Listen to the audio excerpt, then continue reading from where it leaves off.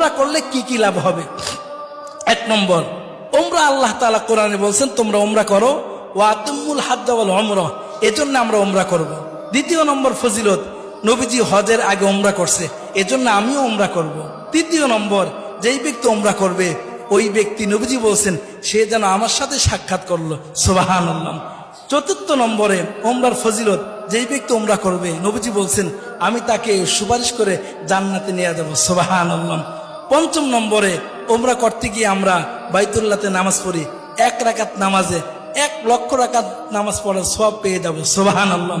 6 নম্বর ফজিলত হলো দুনিয়াতে থেকেই জান্নাতি জিনিস এর মধ্যে চুমা দেওয়ার সুযোগ হয়, যেটা হলো আসওয়াদ পাথর, হজরে আসওয়াদ, এর মধ্যে চুমা দেওয়ার সুযোগ হয়। 7 নম্বরে ওমরা করলে জিন্দেগির গুনাহ মাফ হয়ে যায়। 8 নম্বরে ওমরা করলে দোয়া কবুল হয়। 9 নম্বরে ওমরা করলে, ওমরা করার সময় যখন আমরা লাব্বাইক আল্লাহুম্মা লাব্বাইক বলি, নবীজি বলেন লাব্বাইক বলার দ্বারা সাথে সাথেই তার সমস্ত গুনাহ খাতা মাফ হয়ে যায়। 10 নম্বরে যেই ব্যক্তি ওমরা করেন, ওমরা করার কারণে জান্নাতের বাগান